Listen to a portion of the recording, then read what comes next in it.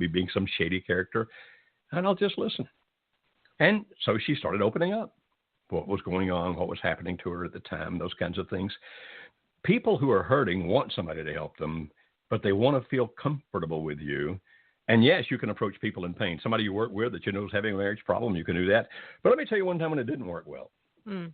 A guy convinced me to call his wife. Oh, no. He said she knows who you are, so she'll take your call. So I called the school where she was a teacher. I was much younger then. Asked for her. She came to the phone, and I started right into, this is just not right. You need to straighten I did everything wrong. And I'm going on for like 60, 75 seconds when she says, who are you calling for? It was the wrong woman. No. So don't do that. And now, will I call a complete stranger? No. If you call me and say, would you call my wife, call my husband? I won't. Because there's no way I can put them at ease if I call them out of the clear blue. So the first thing you want to do is put the person at ease if they approach you or if you approach them. And a couple of more things that go along with that is when you're putting someone at ease, like Joe said, at first, you need to be calm as well. One of the principles that they taught us in my training that I did of Master's in Family Therapy before I switched over to a psych major or a psych master's degree, was that if you become anxious in the room with a couple that you're counseling, then they will become anxious, even if they aren't, because they feed off of you. It's just like when children are being raised, they look to their caregiver or the person who they believe is that solid person, the most stable person in the room, to see how they should react, to base their reactions off of. So the calmer that you can be matters. Even when they tell you things that are absolutely shocking to you, the faces that you make a difference. If you seem appalled by the things that they tell you that their spouse might have done or the things that they tell you that they may have done, if they feel judgment from you in any way, it's going to shut them down very quickly. And they're already putting themselves in a very vulnerable position to you. So try and understand that that's what's happening and appreciating what they're doing and not reacting in that way. And another thing to consider is if someone's launching into their story, the things they're going on in their marriage, don't usurp the conversation to be about you and your marriage issues and what you've been through. It's great to use your experience and what you've overcome and things like that in a conversation with other people. And especially as we get further along in this 5E system that we're going through. But at first, you don't want to take it and make it about you. This is about them. This is about listening to them and making sure that they feel heard, that they feel like someone's there listening to them, and that they feel understood. So as you understand the ease, and we're about to move to the next point, try to pick a time and a place where it's not going to be pressured, where you have some time to actually talk. Preferably someplace where you can just be comfortable. I mean, like you're drinking coffee on the patio, but just that kind of thing and put the other person at ease. Now, if you're thinking, okay, what if the other person will not receive my trying to help him or her? At the very end, we'll tell you how to deal with those people. But if you can do this system, it's the one you always want to try first. Okay, so the thumb, ease. Put them at ease, put you at ease. Okay, the next finger is the forefinger, and that one is the explore finger. And the reason it's the explore finger is because that's what we use to explore things with. We take our pointer finger, look at things, point at things, show other people things that we're seeing, explore. So in this stage, what you're trying to figure out is, okay, what's happening in the marriage? What is the situation that we're dealing with so that we can proceed going forward? There's a huge caveat at this stage, which you have to remember if you're going to be dealing with marriages in crisis, and that's you're only hearing one side of the story.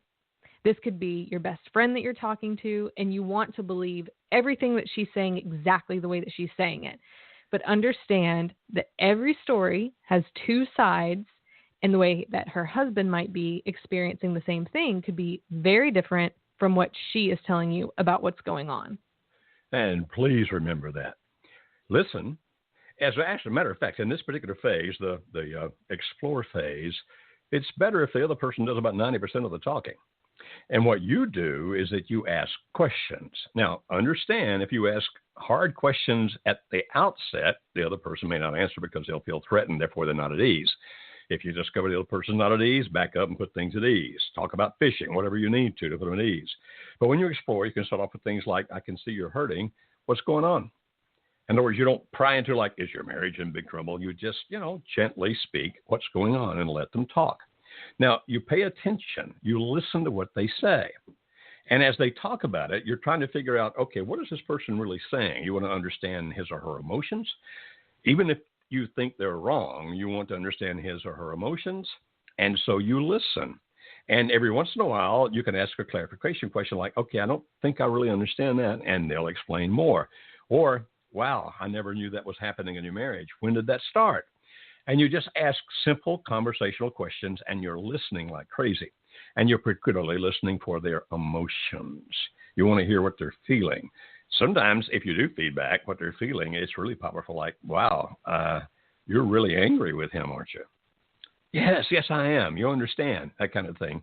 Don't try to be a psychiatrist. Don't try to be a psychologist. Just be a good conversationalist who listens and feeds back. Now, if they say something where you feel compelled to argue, don't. Not here. For example, let's just say I'm talking to some guy and he says, my wife has a demon. Really? Yeah, the other night her head went all the way around. Oh, she's got a demon. And I'm thinking, nobody's head goes all the way around, demon or not. If I say to him, oh, come on, man, get real. Her head didn't go all the way around, then I'm going to stop everything right there. I mean, it's not going to go any further. So instead, you just go, wow. And then you ask the next question. And if he comes back to it, did you not hear me? Yeah, I heard you, but, we can fix that. Now, let me ask this next question. I actually told a guy one time, yeah, we can fix that in that very same situation. We can fix that. Let me just keep asking some questions here because I really want to understand how to help you. If you start arguing with them, they're going to lock down. They're just going to do it. And you may hear the person say some really mean things about his or her spouse. Okay, pay attention, hear what they're saying. But as Kimberly just said, don't necessarily believe it. I mean, they may truly believe it right now, but it doesn't necessarily make it so. So as you explore, ask enough questions, listen a lot, ask clarifying questions until you have a pretty good understanding of what's going on. Here's what you really want to do, a pretty good understanding of what's going on. Now, you may not get this far, but, we do this so much that we can get to the point sometimes of saying, so if I'm hearing what you're saying, you just don't want to be with your wife anymore at all. Yeah, that's right.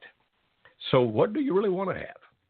Now, I'll listen to that a couple of minutes, and then sometimes I'll say, do you already have some of that going on? Now, you don't ask that kind of question up early. You ask it after you've been listening for a long period of time, and that's often when people will tell you more about what was really going on, like, yeah, I'm already in love with this other person, or, yeah, what I really want is a different lifestyle, and I've already started drinking pretty bad, or whatever else. All you want to do here is just understand, and ask questions gently. And this can go on for a long time, based on how much time you have. Just keep exploring, keep trying to understand. And remember in your head everything that's important. Like, I wish you were more like my girlfriend from high school. What was she like? He'll tell you a little bit. When's the last time you talked to her? Well, we just reconnected on Facebook. You're paying attention. You're asking questions. You're trying to find out. Now, when you finally believe or convince yourself that you've got a pretty good grasp of what's going on, even if you don't understand all the nuances of it, and by the way, again, this is not making you a psychiatrist or a psychologist. Don't think that you're going to read their mind. Actually, if a psychiatrist or psychologist thinks they're reading your mind, they're messed up too. So once you explore and you think you've really understood it well, then you go to that middle finger, which is explain. And the reason that's the explain finger is because if you hold up just that middle finger, you explain quite a few things, especially to cars passing you on the road. So I'm sure you have never done that. I actually don't think I have ever. Well, I can't make that same statement. So the explain is when you've gathered enough information where you feel like you have a good grounding of what might be going on. And explain is where you start to teach them some principles or some things that you've probably learned. If you're listening to this podcast, you're probably a fan of Marriage Helper. You've probably learned some things from all the podcasts you've listened to. And so even if you don't feel comfortable explaining or teaching or doing any of those things yourself, you at least have enough information to where you can say, I have a great resource I want to recommend to you. There's this podcast. Will you listen to it? There's this article. Will you read it? There's this whatever, Facebook group, online course, workshop, whatever it looks like. If you refer them to it, they are going to trust it a whole lot more than if they find it themselves on Google, or if, many other different ways of finding it. People trust what is referred to them. Therefore, if you really want to help marriages, even if your marriage didn't work. Interestingly, a lot of people come to our workshop who are referred to us by somebody who came to the workshop and their marriage didn't work out. Mm-hmm. Now, about 3 out of 4 marriages that do come to our workshop, they do work it out. That means about 1 in 4 don't. And even those people have helped other people and sent them to us. And here's where you can give your testimony, if you wish. Mm-hmm. You can say, I know how that feels. Let me tell you why. And you can tell a little bit of your story there. Or you can say things such as, we did work it out and we had a marriage problem similar to that. As a matter of fact, I think I was right where you are now. Or I think my spouse was right where you are now. And this is where you can explain by saying, this is what I know, this is what I've experienced. And as Kimberly said, and here are some resources. And we hope that you use our resources. You can use whatever resources you believe in, obviously. But if you go to Marriage Helper, there's a ton of articles there. There's podcasts on that site. There's podcasts on Google Play, podcasts on iTunes. In those 2 places, you go to Marriage Radio and subscribe free. And if you have enough time, take your smartphone and call it up while you're there with them and say, hey, why don't you read this article right here? So, for example, if a guy said, man, I'm in love with this other woman. I don't love my wife anymore. You can say, there's a really interesting article here about I'm in love with another person. Let me call it up here for you. Why don't you just read through that real quick? Mm-hmm. And articles that you should have read first, you don't have to know them by heart, but at least you know what is there. And so in explaining, what you're doing is you're offering resources. I mean, some people that we know who really want to help couples will immediately say, you just need to go to the Marriage Helper 911 workshop that Marriage Helper does in Nashville, and here's their website. You need to go to the workshop. And we're happy when people refer like that, but that might not be the first step. Right. Because that's a huge leap. I mean, depending on where their marriage is right now, there's tons of things that could be happening. Their spouse isn't talking to them, this, that, and the other. So the best thing to do to give them hope and to give them help immediately are sharing those principles, those resources with them that they can start implementing immediately in their marriage to start seeing change, so that hopefully one day they can take the course or the workshop or whatever it might be. But the biggest thing when you're explaining to remember is that you always want to offer hope. People want to believe that there is hope for their marriage, that they're not in this alone, and that they're not crazy for wanting their marriage to work out. That's extremely important. Thank you, Kimberly. And sometimes you just refer back to something they said when you were exploring. Mm-hmm. You know what you said about this? Man, I just heard a podcast, I guess it was 6-8 months ago, about that. I think I could find it really quickly. Let me show you where it is. And so you want to get them to the resource that's has the least amount of friction. Yep. Friction meaning anything that would keep them from doing it. So while we love people recommending our workshop, that sometimes the first step doesn't do any good at all. Right.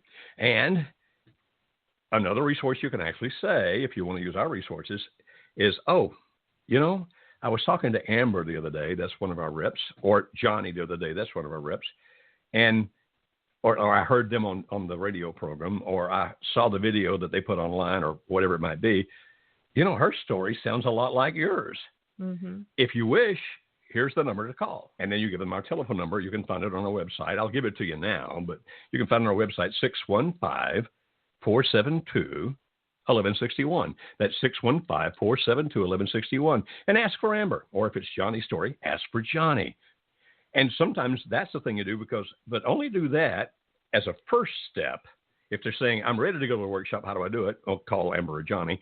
Or if in exploring, you heard their story and you thought, man, that sounds a lot like Johnny's story, that I saw online, or a lot like Amber's story that I saw online.